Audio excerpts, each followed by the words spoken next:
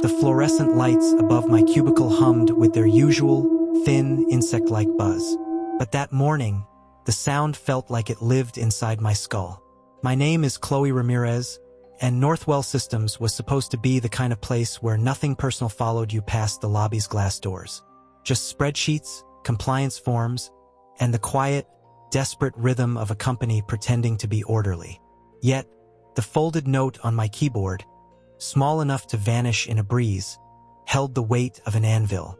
It read, "You are beautiful." It was not a compliment. It was not the start of an office prank. It looked like something handed to a hostage to prove they were being watched. My attempted laugh died in my throat. The handwriting was carefully printed, almost unnaturally neat. It didn't match anyone who hovered near my desk. The air itself felt different, thicker, heavier, as if the building's recycled ventilation had turned humid. I tried to throw the note away. The paper clung to my fingers, static gluing it to my skin. A cold, silent alarm began to pulse behind my ribs. The tension became a living thing. Later that week, HR pulled me aside. Their words were polished stones, smooth and rehearsed. Ethan Moore, a coworker with a flexible relationship with boundaries, had been digitally harassing another woman. Things were being handled. I shouldn't worry. A sentence designed to inject pure dread. As they spoke, their plastic smiles never faltered, but the air in the conference room pinched at my throat. A forgotten cup of coffee on the table smelled burnt and chemical.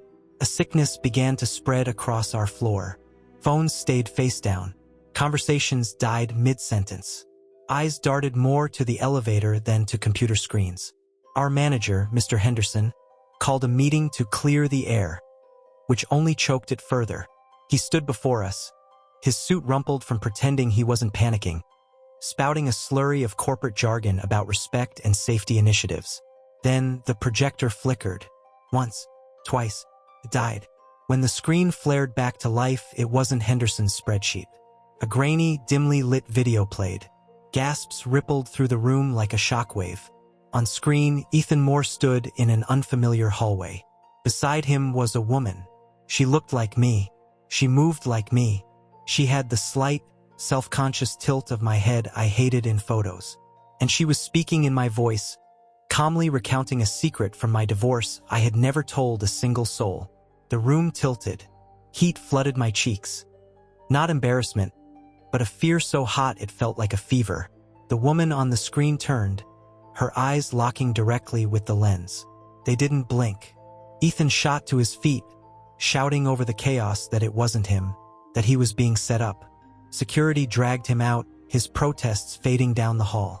The screen snapped back to a bland spreadsheet, but the damage was absolute. All I could hear was the high-pitched ring of silence after a bomb detonates. Police came. Laptops were seized. HR delivered sterile, rehearsed statements. I walked to my car with my arms locked across my chest, as if holding myself together. That night, I found the second note taped to my apartment door. The tape was folded neatly at the ends, a fastidious, fingerprint-avoiding detail. It said, "You laughed as if I'd failed some test I didn't know I was taking." My phone buzzed in my hand. An incoming airdrop. Sender, unknown. Distance, nearby. I slammed the alert closed and stumbled back from the door. The hallway was empty. Too empty. I peeled the note off, the tape stretching like thin skin, and carried it inside as if it were toxic. I double-locked the deadbolt. I slid the chain. I dragged a dining chair and wedged it under the knob. My safe, dim little apartment had been violated. The next morning at work, the space around me had been rewritten. People stared too long or didn't look at all. My friend Maya stopped by, her casual tone paper thin. "Chloe," she whispered, leaning in. "It looked like you. Was that you?" "No," I said, my voice cracking. "I've never been in that hallway." "Someone's trying to screw with you," she said, but her eyes were unsure. The woman in the video hadn't felt like a digital fake. She felt like a version of me pulled from a darker dimension, one that knew things I refused to acknowledge. The intrusions grew bolder. That afternoon, as I typed, my screen flickered. For half a second, the camera indicator light blinked, a single, deliberate pulse like an eye opening. I covered it with my thumb. When I returned home that evening, the dining chair I'd wedged under the doorknob was several inches to the left. Not knocked over, moved. The air carried a faint scent of my own perfume, but spiced stronger, as if someone had sprayed it to mark their presence. At 2:14 a.m., my phone buzzed again. Another airdrop request. Sender unknown. Distance. Very close. I ignored it. Another appeared. Then another. In the dark window, my reflection seemed to shift, leaning in a fraction of a second before I did. I spun around. The apartment was empty, but the air felt charged, warm, and humid with unseen breath. My phone vibrated with a text from an unknown number. You shouldn't have laughed.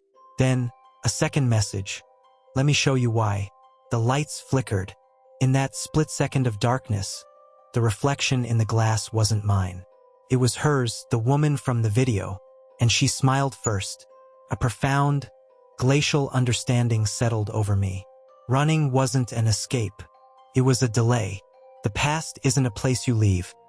It's a shadow that learns to walk beside you, matching your stride until you forget it's not your own. I left town, but history has a tracking number. I moved to a new apartment on North Pard Street for a fresh start. But the first thing I saw was the couch pillows turned the wrong way, seams facing out. A quiet, deliberate signal. At first, I blamed the move, static, a benign accident. But the wrongness hummed behind my ribs. The air smelled of a detergent I didn't buy. In the bathroom, the mirror had been angled down, adjusted for someone shorter. I found a necklace I hadn't worn in months laid out in a perfect line on my dresser, a pendant pointing like a compass needle. The final proof came with the sound of cutting glass on my balcony door one rainy night. Then, a voice, calm and fondly familiar, seeped through the barrier. Maya! My stomach plunged. It was Jared. We'd grown up together. My childhood friend whose affection had long ago curdled into a possessive, entitled obsession. I thought I'd outrun him. Open the door, he sighed, as if I were being difficult. We're overdue for a talk.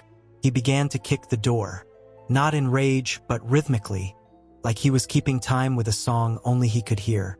I barricaded myself in the bedroom, clutching a baseball bat, counting the impacts like breaths. When the police sirens finally cut through the night and he was dragged away, the silence they left felt like a trap.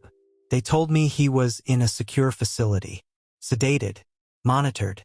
But 2 nights later, a soft thud echoed from the living room wall. The air turned cold. The necklace was gone from the dresser, and the bathroom mirror was angled down again. Behind it, wedged in the bracket, I found a single and used razor blade. I called the facility. He's here, the nurse assured me, voice steady. Supervised. He can't be with you. But that night, a voice whispered through the crack of my bathroom door. A soft, measured, male voice. You left the mirror crooked again. The final escalation came when my bedroom door trembled, the knob turning slowly. A hollow, distant whisper, perfectly in Jared's tone, drifted through the wood. We can start over, Maya. This time you'll listen. They say he never left the facility. They say he's stable. Maybe that's true. But someone knows how to rearrange my world without making a sound. Someone still angles the mirror before I wake. And each night, I lie in the dark, listening, waiting for the soft scrape of history letting itself in, wondering if the thing that followed me home was ever Jared at all, or something far older that simply found a face I'd recognize. They say you can outrun your past. I packed my life into a dozen boxes and moved 3 states away to prove it. Arlington was supposed to be a clean slate, a new job, a new apartment, a new silence. But the moment I walked into 7B on North Pard Street and saw the couch pillows turned with their seams facing out, I knew. History doesn't get lost in the mail. It delivers itself. My name is Maya. I ran from a ghost named Jared. We grew up tangled together, 2 saplings in the same soil.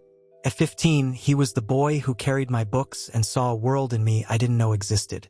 By 25, he was the man who believed that world belonged to him.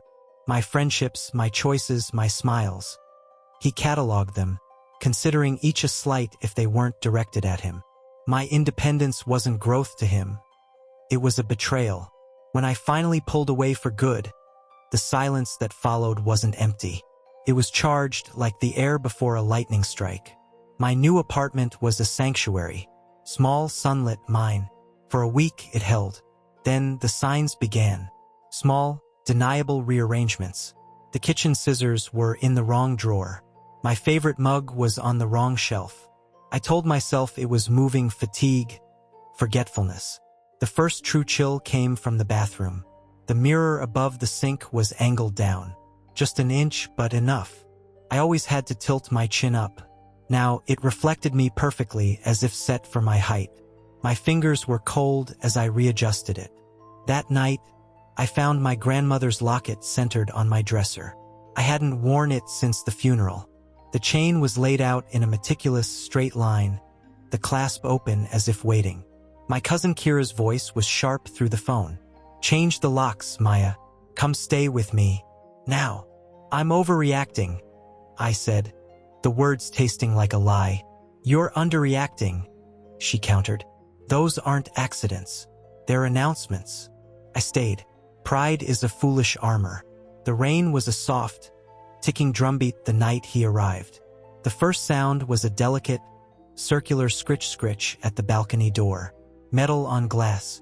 Then, his voice, woven with the downpour, calm and horrifically familiar. "Maya." My blood turned to ice. "Jared, open the door. I want to talk. You know we're overdue." The casual intimacy in his tone was worse than any shout. He spoke as if we'd merely paused a conversation yesterday, as if the years of my silence were just a petty mood. I backed into the bedroom, my heart a frantic bird against my ribs. He began to kick the door. Not violent, explosive kicks, but rhythmic, patient ones. Thud, pause, thud, thud, like he was knocking with his whole body, keeping a beat only he understood. I grabbed the old baseball bat from my closet. Its weight a childhood memory turned savage. I crouched behind the bed, counting his kicks, each impact vibrating through the floor into my bones. Between the beats, he talked. He painted a future with his words. A shared apartment, morning routines, a life. He called my last few years a misunderstanding phase. His reality had completely subsumed mine. Then the beautiful, terrifying sound. Sirens. Flashing blue light painted my walls in stark, revolving stripes. Shouts. Scuffles. Jared's voice broke, splintering from coaxing to fury to a wet, pleading apology all in one breath. And then silence. The police were kind, their eyes heavy with a practiced pity. Jared had been taken to a psychiatric facility. A 72-hour hold. Maybe longer. They assured me he couldn't reach me. The doors were secure. The windows were locked. The system was in place. For 2 days I didn't sleep. Sleep was a vulnerable, dark country I refused to visit. I paced, I checked locks, I memorized the placement of every object. The building had its own nighttime language, the hiss of steam, the flicker of hallway lights, and I learned it, listening for a wrong note. Exhaustion finally pulled me under on the third night. I woke to a soft thud from the living room. Not a dream. The air in my bedroom was frigid. A draft slid across the floor, though every window was sealed. The locket was gone from my dresser. My whisper was a dry leaf in the dark. "Jared." The silence that answered was thick, watchful. I called the facility at dawn, my voice strained. "He's here," the nurse said, a note of impatience in her professional calm. "He's supervised, medicated. He is not with you." The logic was airtight. It should have been a comfort. It was a sentence. Because if it wasn't Jared in my apartment, moving my things, angling my mirrors, then what was it? That evening, the bathroom door creaked open an inch as I stepped from the shower. The steam curled out into the colder hall, and a voice, soft, measured, and undeniably male, came through the crack. "You left the mirror crooked again." I froze, a towel clutched to my chest, water pooling at my feet.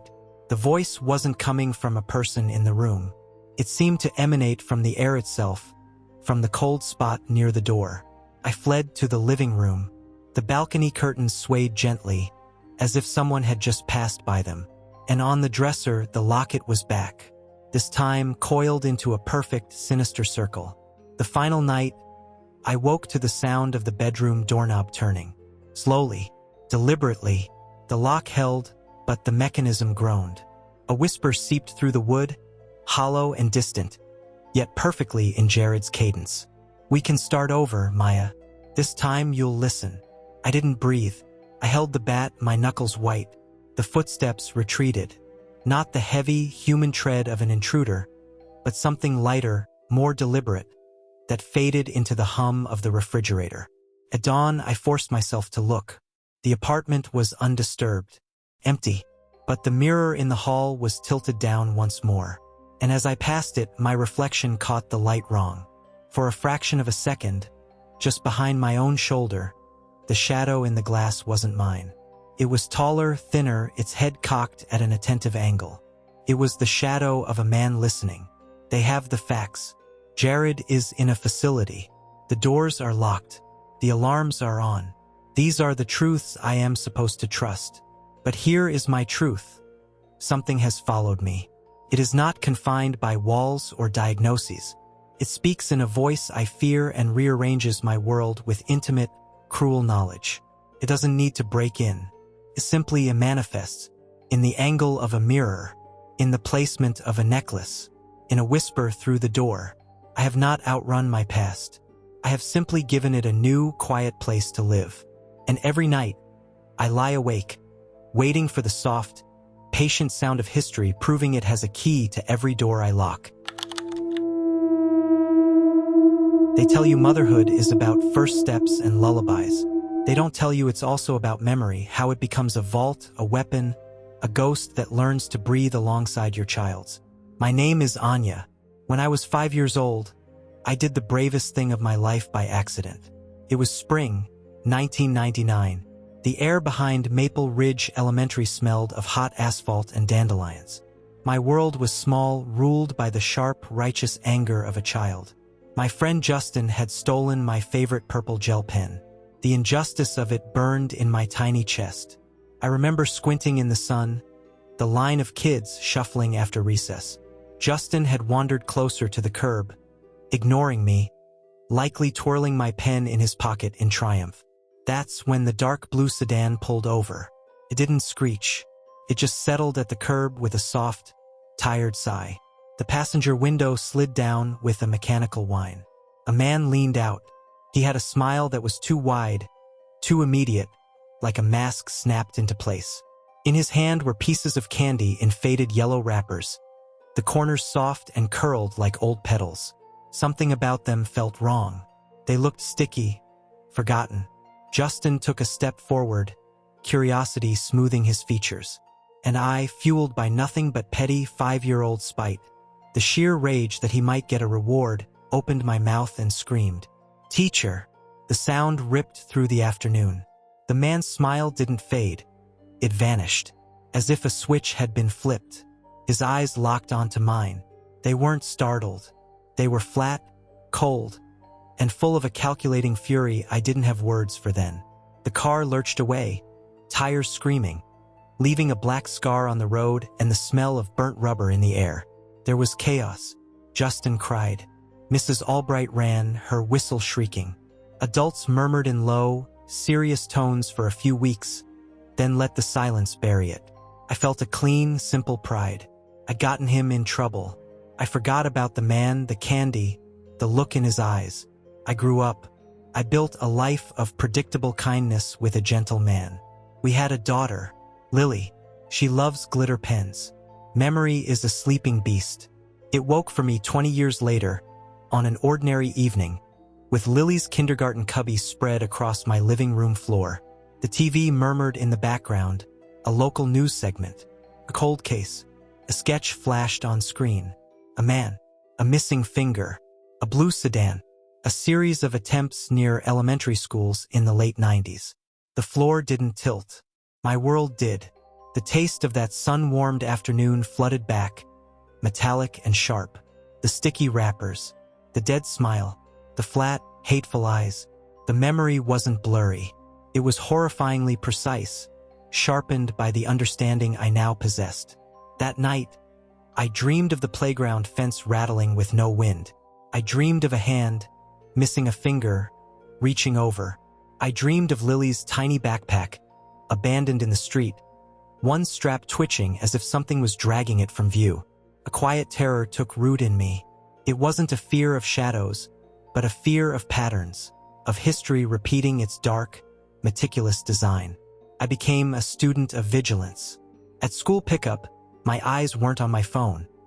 They scanned faces, logged license plates, noted cars that idled too long.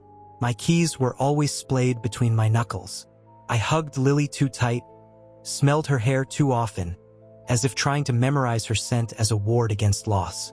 One afternoon, buckling her into her booster seat, she asked, "Mommy, why do you look behind you so much?" Her voice was pure, curious light, cut through me. "Just being careful, sweet pea. Like at school." She nodded, wise. "They said to always look. Bad guys don't like people who look." Her words, a simple lesson from a stranger, validated the prison I was building around us. I smiled.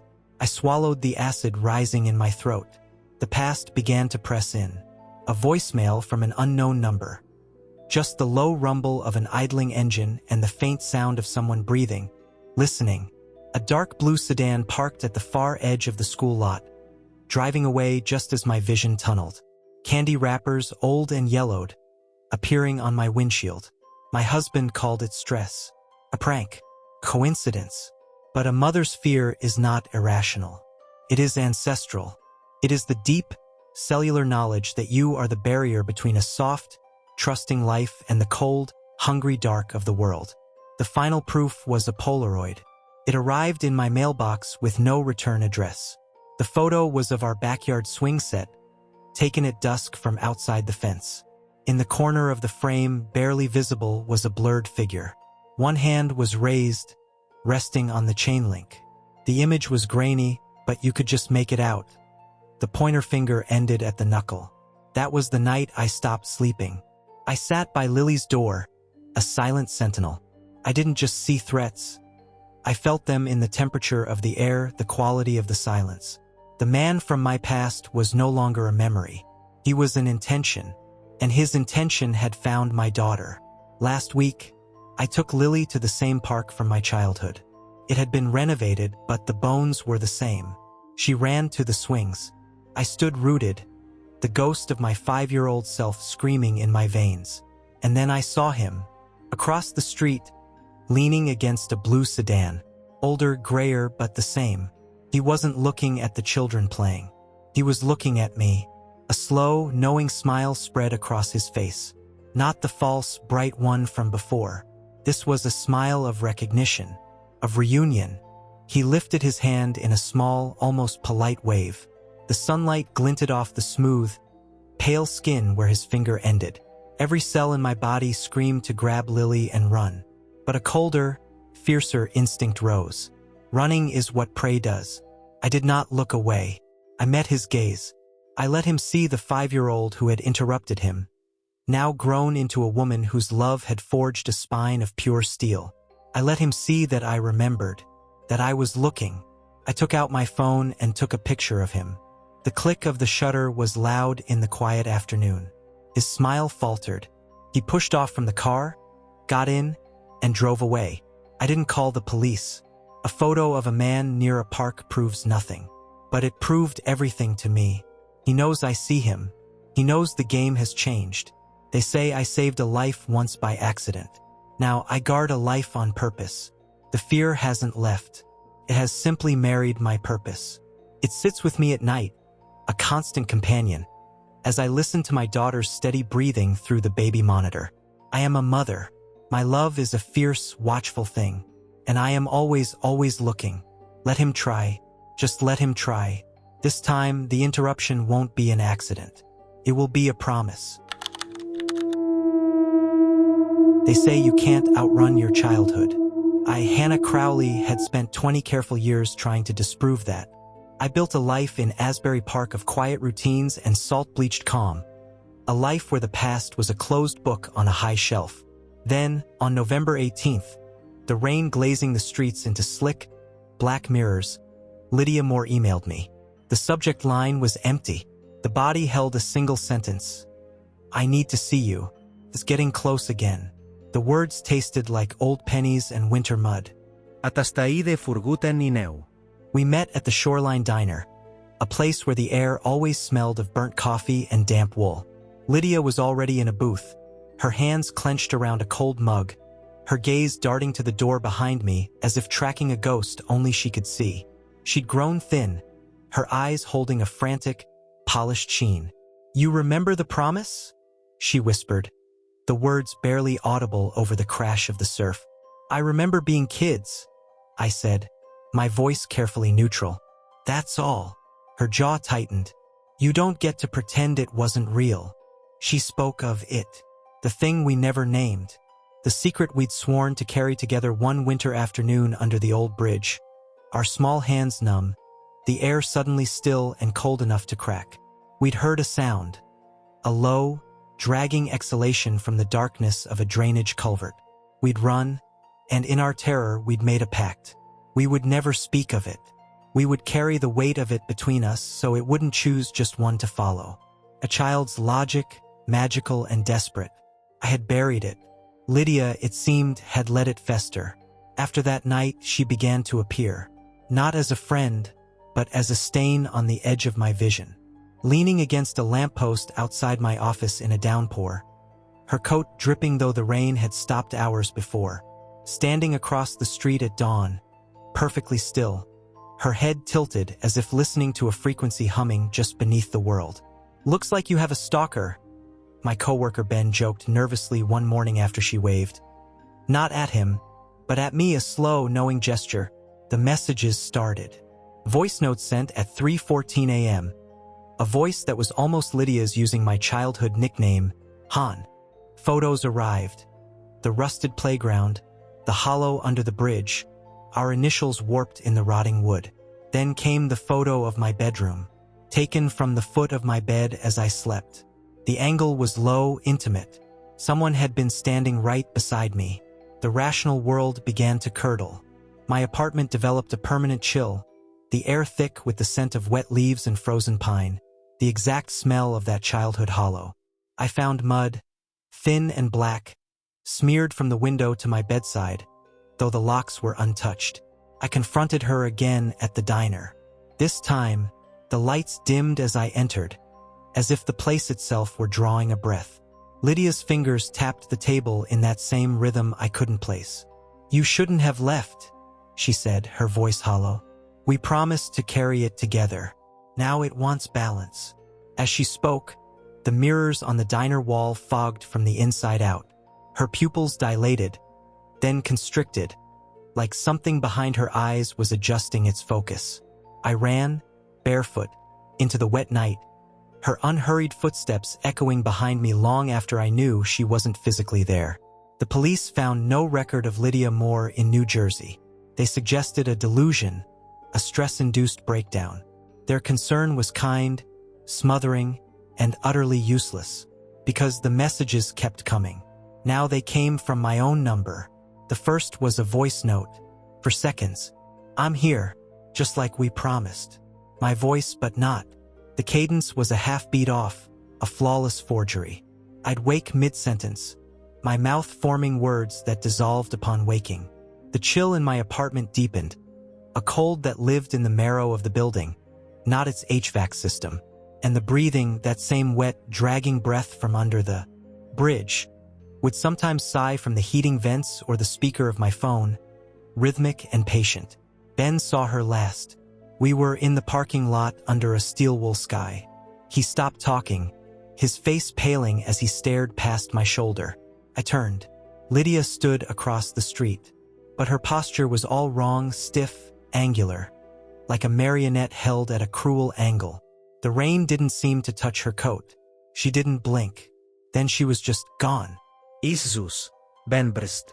Did she just... He didn't finish. He didn't need to. The final night, the air in my apartment was so cold it felt solid. I sat on my couch, a phone full of messages from myself in my hand, when a new photo came through. A close-up of my living room, taken from just behind the couch where I sat. A voice answered my silent terror, not from the phone, but from the dark kitchen doorway. It was Lydia's voice and mine, woven into a horrific unison. I can't stop what isn't me. The shadow in the doorway shifted. It wasn't Lydia. It was a shape wearing the memory of her, a silhouette stretched thin by hunger. We carried it. The dual voices hissed. Now it carries you. I ran past doors that felt warm to the touch, downstairs that echoed with someone else's footfalls, out to the seawall where the churning black Atlantic met the sky. The wind carried the salt and the decay. My phone buzzed one last time. A final photo, taken from right behind my shoulder, showing the exact view I now saw. A 3-second voice note followed. My voice. Her voice. One thread. You looked, Hannah. Now it knows you again. The wind at my back stilled. Then it rose, carrying with it a deep, familiar exhalation. The breath of a thing that has finally found what it was promised. I haven't gone home. I move from place to place, but the silence finds me. It's in the static between radio stations, in the hum of cheap motel lights. Sometimes, in the reflective surface of a darkened window, I see my face. But in the moment before my eyes focus, my reflection is already smiling. A small, private, Lydia smile. The promise wasn't to keep a secret. It was a binding, a tether. I cut my end and thought I was free. But Lydia held on.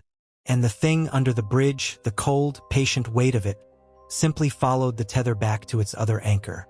It's getting close again. It was always getting close. I just stopped listening for its breath. Now I hear nothing else. It doesn't need to chase me. It just needs to wait for me to remember that I am, and always have been, the thing it was promised.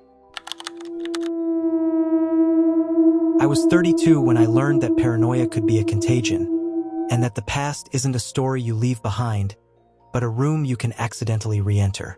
My name is Grant, and Patrick had always been my oldest friend, the kind who noticed the frayed edges of the world others ignored.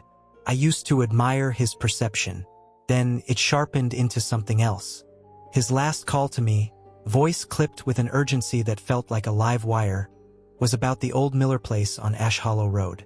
It's not just creaking, Grant, he'd said, the words spilling fast. The house breathes.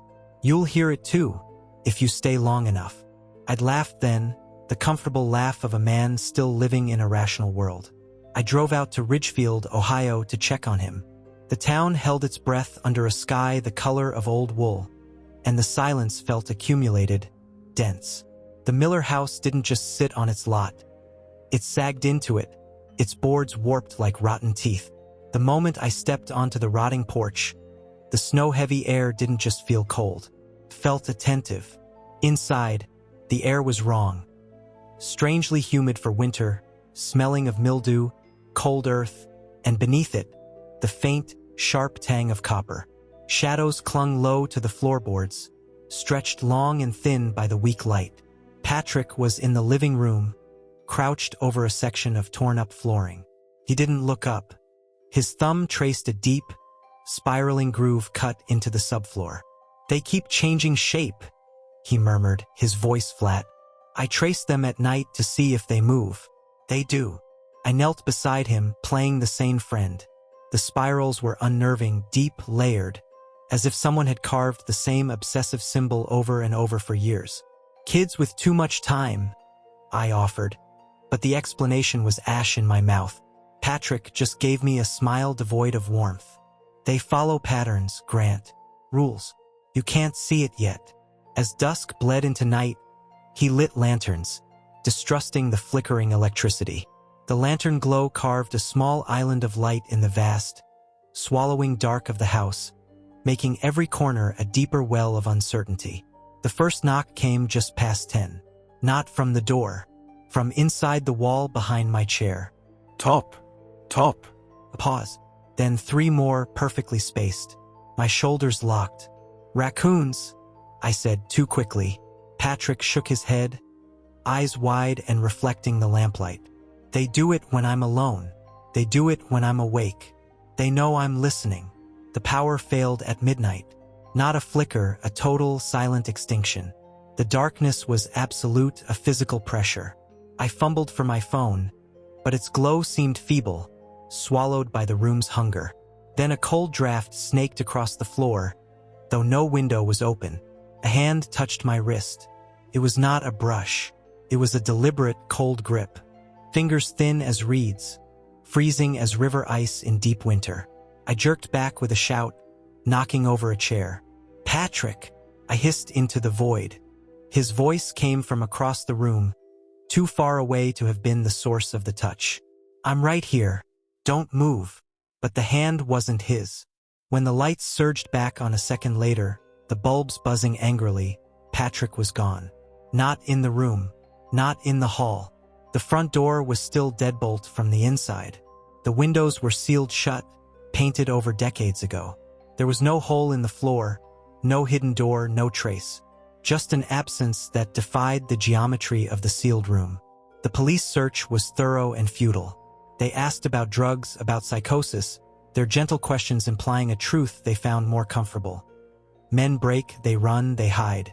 They do not vanish from locked rooms.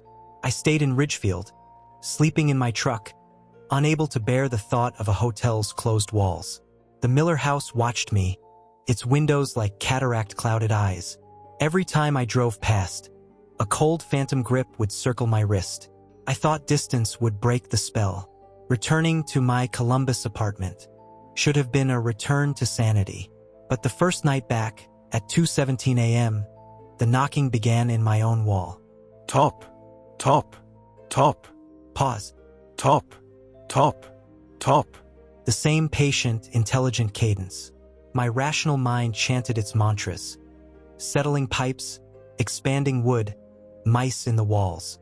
But the chill on my wrist remained, a permanent cold spot, as if the touch had leached all warmth from that patch of skin. Then the shadows began to misbehave. They'd stretch in directions the light source couldn't explain. My reflection in the microwave's black glass would lag a half-second behind my movement. I'd feel a breath on my neck in the empty stockroom at work, smelling of wet earth and old copper. I was unraveling, and I knew it. But the worst was yet to come. I saw him, or it was in my kitchen. I was turning off the light when I saw my shadow cast on the wall. As my hand moved, my shadow's head turned the other way. Then it shifted, elongating, its shoulders slumping into a painfully familiar silhouette. Patrick. It was Patrick's outline, wearing my shadow like a stolen coat. It lifted a thin, shadow finger to its lips. Shoo! The breath left my lungs. It wasn't him, not my friend. It was a meticulous copy, a perfect emptiness shaped like Patrick, exuding a wrongness that made my knees buckle. Since that night, silence is no longer peaceful. It is pregnant. The very air in my apartment now seems to pulse with a slow, wet, rhythmic expansion and contraction. A deep, subterranean breathing in the drywall. Sometimes it syncs with my heartbeat. Sometimes it doesn't, and I lie there, listening to the two rhythms warring in the dark. I've stopped having people over. Mirrors after dark are forbidden. I live with the television murmuring low, because true silence feels like an invitation. A bait for whatever lured me in that house to step closer. Last night, the knocking returned. 3-3. My wrist went numb with cold. Just before dawn, as a gray light bled through the blinds, a voice seeped through the plaster. Soft, frad, heartbreakingly familiar. Grant, let me in. I don't know which truth is more terrible. That some part of Patrick is still alive, trapped in the breathing walls of that house, or that the Miller house didn't just take Patrick. It learned him, his shape, his shadow, his voice, and now it's teaching what it learned to my world, through the walls of my own home. One thing has settled in my bones, as steady as the breath in the drywall. Whatever took Patrick didn't stay in Ridgefield.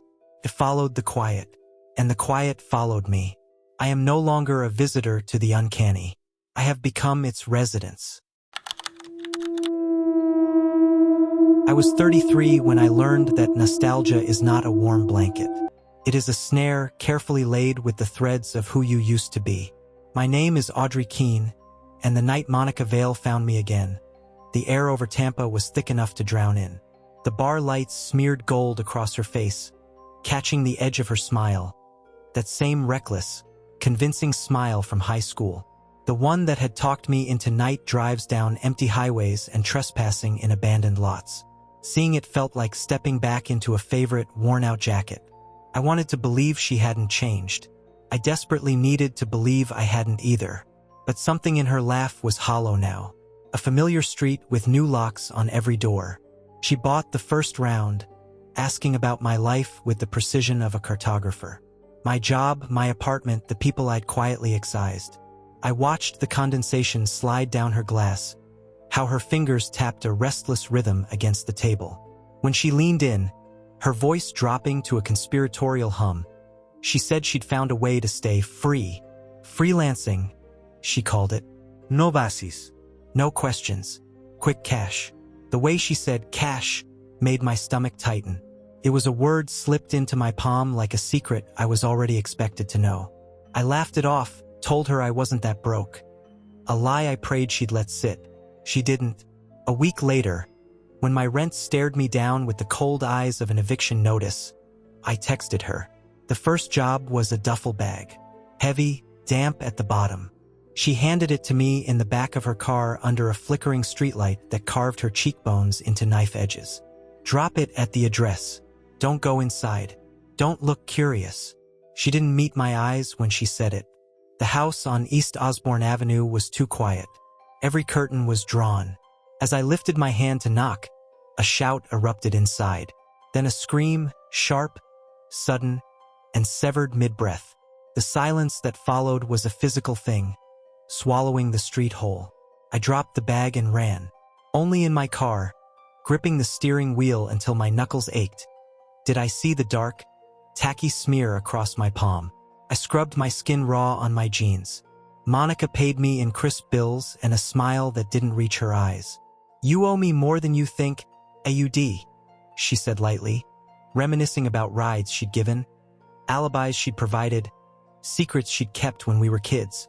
Her tone was fond, but the air around us had turned colder than the bar's AC. I did 2 more drops. Each duffel bag held the same damp weight, the same metallic smell that clung to my clothes and my hair. My thoughts grew sharper, wired for flinching. When I finally told her I was done, rehearsing my lines in the bathroom mirror at work, she didn't yell.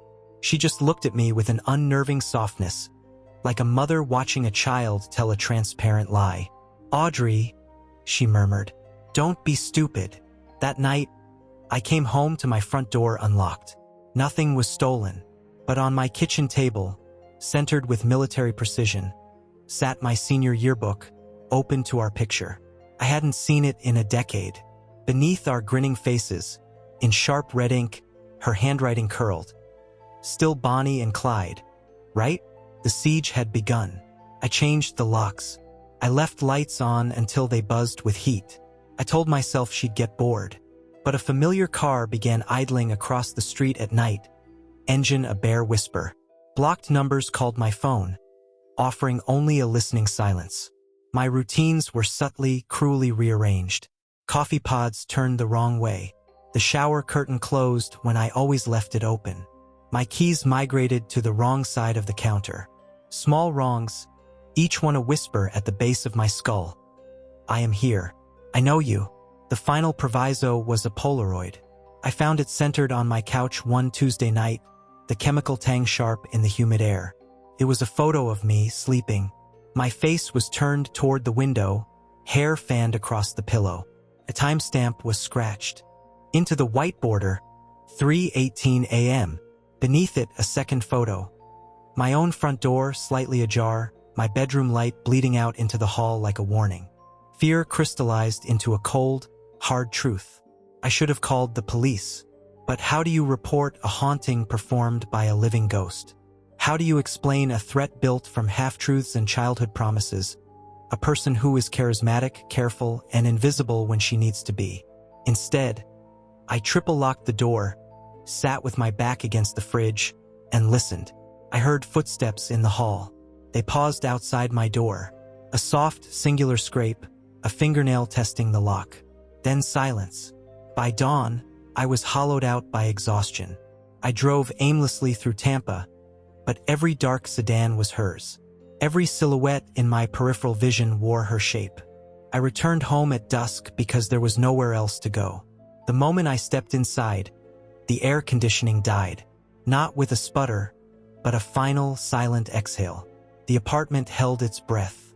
From the back hallway came the soft, unmistakable sound of fabric shifting. Then the careful redistribution of weight on a floorboard that only groaned under a specific known pressure. She was here, or someone who had studied the blueprint of my life was. Another sound cut the stillness. The faint plastic click of a camera shutter. A voice drifted from the darkened hallway. Soft, familiar, fond in a way that froze the blood in my veins. Audrey, you really shouldn't have tried to leave. The lights flickered. Once, twice. The hallway went black. I didn't wait to see her step into the light. I ran, barefoot, shaking. I burst out into the sodden Tampa night and didn't stop until I was at the far end of the complex, hidden by a dumpster. I looked back. My apartment window glowed dimly. A silhouette stood behind the blinds, perfectly still, watching the empty parking lot where I'd vanished. My phone buzzed in my hand. Unknown caller. I let it ring until it stopped. The voicemail icon blinked. I pressed play. There was no greeting, just the clear, crisp sound of a doorknob turning, the sigh of my own bedroom door opening on unoiled hinges, and then, low and controlled, a quiet, familiar laugh. It wasn't transmitted through the phone. It sounded like it was happening right beside my ear, close enough to feel the breath. I haven't gone back. I don't know where I'll sleep tonight. The things I own are just things. They can be replaced. But the understanding that has taken root in me cannot be uprooted. Nostalgia didn't bring Monica back into my life. It was the key she used to pick the lock. She never left our past. She was just waiting there, patiently, for the moment I'd be desperate enough to turn around and walk back into it. Bonnie was always the one who got the bullet. Now I know why. Clyde wasn't driving toward a future. He was just circling the past, waiting for the trap to spring. My name is Marissa Hale, and at the age of 5, I performed my first act of heroism. It was an accident born from the petty, all-consuming anger of a child whose favorite purple gel pen had been stolen. The memory is etched in sun-bleached detail. The hot asphalt of the Ridgeview Elementary playground, the smell of dandelions and diesel, the weight of a backpack on small shoulders. I was glaring at Justin, the thief, who had wandered too close to the curb. That's when the beige sedan rolled up. It didn't screech. It sighed to a stop, engine humming a low, patient note. The window slid down with a dry, mechanical whine. The man inside smiled. A gesture too wide, too sudden, like a mask snapped into place. In his outstretched hand were candies in faded, soft-wrapped yellow paper. They looked old, dusty, wrong. Justin, curious, took a step forward. And I, fueled not by courage but by pure, childish spite, the burning injustice that he might get a treat, opened my mouth and screamed, "Mrs. Higgins!" The sound tore the afternoon apart. The man's smile didn't fade. It vanished, erased. His head snapped toward me. His eyes weren't startled. They were flat, cold, and full of a calculating fury I had no vocabulary for. The car peeled away with a shriek of tires, leaving a black scar on the road and the smell of burnt rubber that is, to this day, the smell of danger. I felt a clean, simple pride. I'd gotten him in trouble. The adults hushed, tightened protocols, and let silence bury the incident. I forgot. I grew up. Memory is a dormant seed. It split open 20 years later, on an ordinary evening in my own living room, as I assembled a cardboard cubby for my daughter Lily's kindergarten supplies. The TV murmured in the background, a news segment on a cold case. A sketch flashed. A man, a missing finger, a beige sedan. Attempted abductions near elementary schools in the late 90s. The floor beneath me didn't tilt. the world did. The taste of that afternoon flooded back, metallic and precise. The seed had not just sprouted, it had grown thorns. That night, I dreamed of the chain link fence rattling with no wind. I dreamed of a hand missing a finger, reaching over. I dreamed of Lily's tiny backpack, abandoned in the street, one strap twitching. A new instinct was born in me, sharp and feral. It wasn't just fear.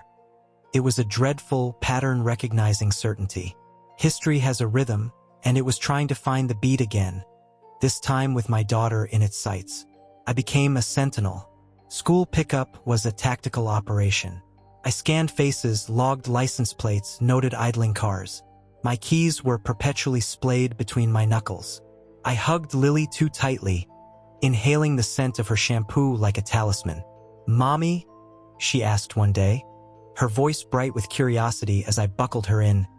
"Why do you look behind you so much?" "Just being careful, sweet pea. Like at school." She nodded, wise. "They said to always look. Bad guys don't like people who look." Her words, a lesson from a stranger, validated the prison of vigilance I was building. I smiled. I swallowed the hot, sour fear that rose in my throat.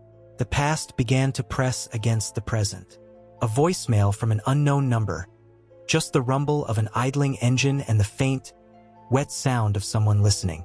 A beige sedan, parked a little too long at the edge of the school lot, dissolving into traffic as my vision tunneled. A single, faded yellow candy wrapper, placed on my windshield. My husband called it stress. A prank. He kissed my forehead and told me to sleep.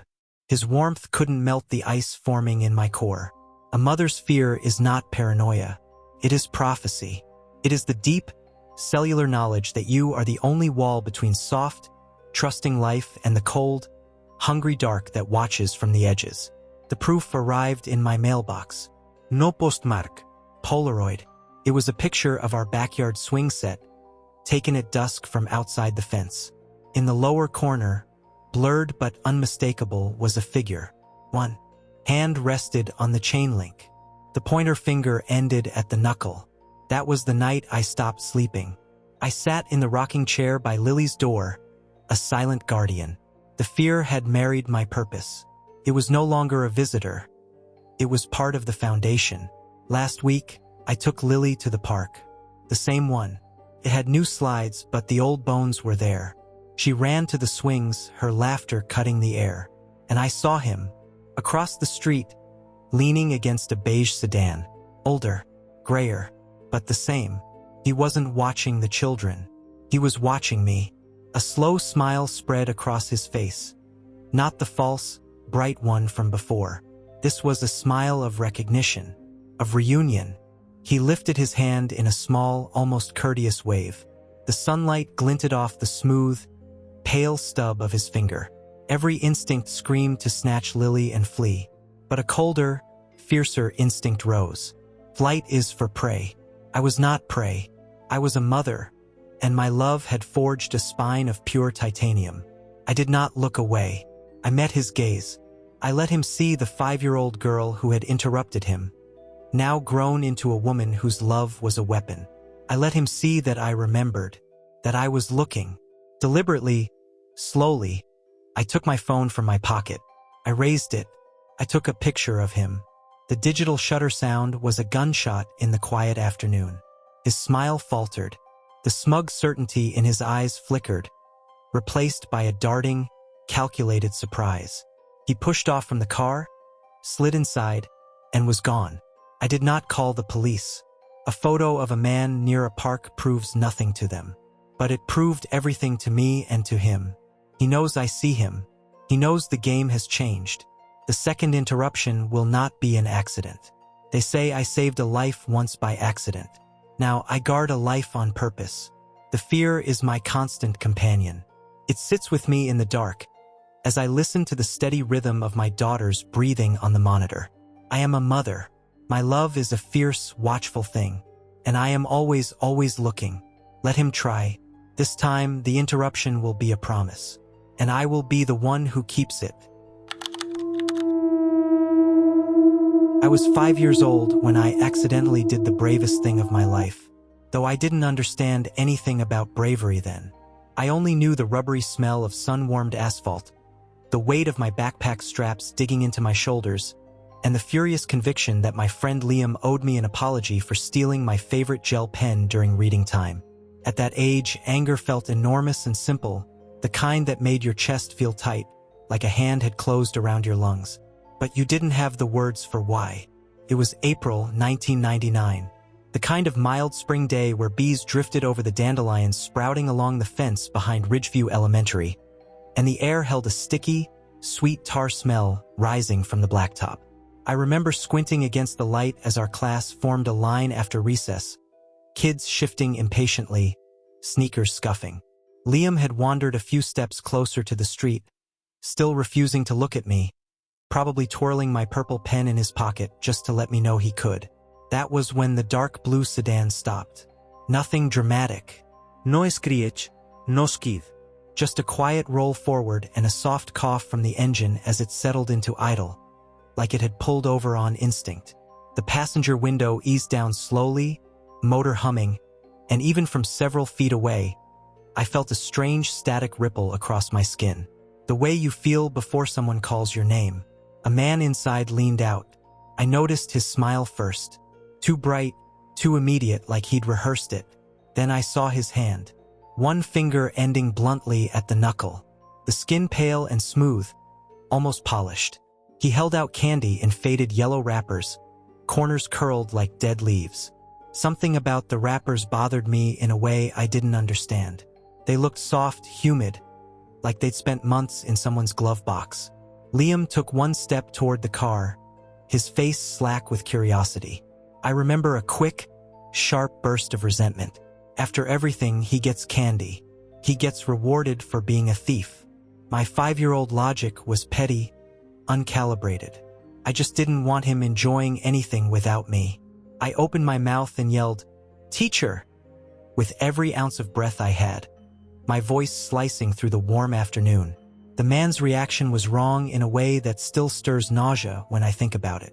His smile dropped in a single motion, as if a string had been cut. His eyes snapped to me, not startled but furious, flat, calculating.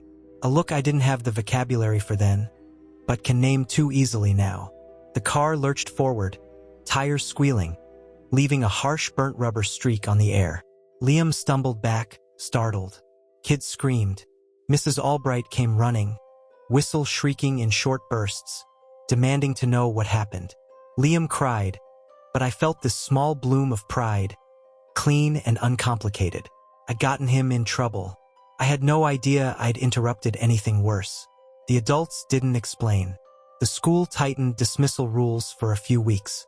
Parents murmured near the curb.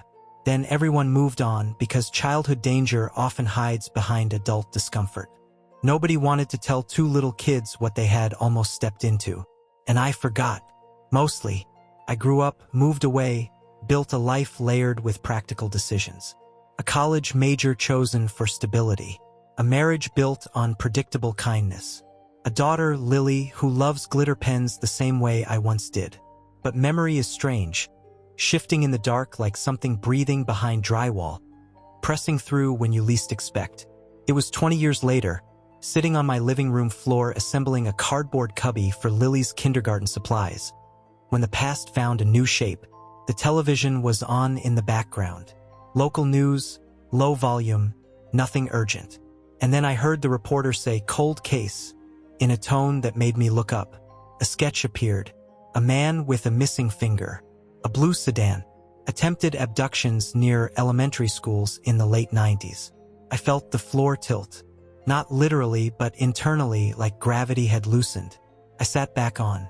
My heels, hands slack against the cardboard pieces. Something hot crawled up my throat. I told myself it wasn't the same man, that the missing finger was coincidence, that blue sedans existed everywhere. But the wrappers, the smile, the way his expression died when he saw me. A 20-year-old memory should feel blurry at the edges. This one didn't, felt sharpened with intent. That night, I dreamed of the playground fence rattling even though there was no wind. I dreamed of a hand missing a finger reaching over the boundary line. I dreamed of Lily's backpack abandoned in the street, one strap twitching like something had tugged it out of sight. I woke with my pulse hammering and the distinct, irrational feeling that I had interrupted something that had not forgiven me. It's strange how quickly a memory can turn predatory, how it can wait decades, patient as rot under paint, before revealing itself. After that news segment, the man from the car didn't stay in the past. He threaded himself into the present, slipping through moments I thought were mine. First, it was small things. Lily, walking home from school, told me casually that a man had waved at her from a parked car but didn't say anything. My husband brushed it off, probably just being friendly, while a cold film slid over my skin. Cars idling too long near crosswalks. Candy wrappers on the sidewalk that looked older than they should. But the most unsettling shift happened inside me. Something woke up. Something that had been sleeping between stacked years, waiting for my daughter to reach the same age I was. I found myself scanning faces during pickup, tracking which cars lingered, memorizing partial plates, gripping my keys between my fingers like crude brass knuckles. Fear sharpened into habit. Habit sharpened into vigilance. Vigilance slipped into obsession. One afternoon, as I buckled Lily into her booster seat, she said, "Mom, why do you look behind you so much?" Her voice wasn't scared, just curious, like she had noticed a pattern and was trying to understand it. I lied softly. "Just being careful like at school," she asked. "They said to always look around you because bad guys don't like people who look." Her phrasing hit me in the gut. I smiled like a competent mother. I swallowed like someone drowning in old air. The second shift happened a week later when I received a voicemail from an unknown number. No voice, just the faint rumble of an idling engine. A slow, mechanical whine like a window motor straining. And under it, a breath. Not whispering, just breathing. Listening. I replayed it 6 times before deleting it, then turned off my phone as if silence could barricade me. But silence doesn't hold. It only deepens. 3 days later, as I crossed the school parking lot, I saw a dark blue sedan near the outer edge, angled as if waiting for a space. My vision tunneled. I don't know how long I stood staring before a father from Lily's class walked past me and said, "You okay?" His voice sounded like it came from down a hallway. The sedan drove off. Maybe a coincidence. Maybe not. My mind refused to settle on the easier answer. That night, I pulled an old yearbook from the closet, flipping to the class photo from 1999. I didn't know what I expected. Some sign, some shape, some unnatural mark in the background. But there was nothing. Rows of smiling children, oblivious. Except me. I stared at my 5-year-old face. I wasn't smiling. My mouth was set in a line too thin for a child. Like I already knew the world wanted something from me. Sleep became jagged. I started dreaming of that window rolling down. The sound stretched long and warped, as if someone were replaying the memory through aging tape. The wrappers glistened in the heat, sticking to my palm even though I hadn't taken them. In the dream, the man's missing finger pointed at me like an accusation. One evening, after a PTA meeting ran late, I walked to my car under the sodium lights humming above the lot. The air smelled metallic, warm engine heat, distant rain. I unlocked the door, slid into the driver's seat, and froze. A piece of faded yellow candy wrapper sat on my dashboard. My breath snagged. I looked around. No one. Just the thinning dusk and cars glinting dully under street lamps. My heartbeat felt wrong, off-tempo, uneven. The wrapper was folded neatly, placed with intention. I didn't touch it. I didn't need to. Driving home, every car behind me felt like a shadow I couldn't outrun. My husband said it was a prank, a coincidence, something Lily dropped from a craft project. He kissed my forehead and told me to sleep. His voice was warm, but the fear didn't melt. Calcified, because deep down, in a place older than reason, I knew what I had interrupted that day behind the school fence. And I knew that some things do not forget being denied. Last night, after putting Lily to bed, I stood at the window and watched the street. Houses quiet, lawns silvered by moonlight. Nothing moved except a shape, briefly, between 2 parked cars. A man stepping out of sight, or a shadow shifting, or nothing at all. My mind whispered its own possibilities until they felt like warnings. This morning, as I zipped Lily's backpack, she said, "Mom, someone was at my window last night." I turned slowly. "What do you mean?" She frowned, thinking. I heard breathing, like someone wanted to talk but didn't. My hands tightened on the zipper until it bit my skin. There are moments when your life narrows to a single trembling point. When the past aligns with the present so perfectly, it feels orchestrated. When you realize the thing you escaped as a child may have simply changed tactics. As I write this, the afternoon light is thinning, slanting across the living room like a warning line I shouldn't cross. Cars pass outside, slow, unhurried. One just stopped for a little too long before driving on. I keep thinking about voices we never hear because we're not meant to. About people who wait for the right age, the right moment, the right child. About how bravery can be accidental once, but intentional the second time. And I keep hearing that voicemail. The engine humming, the window motor straining, the breath on the line, listening, waiting.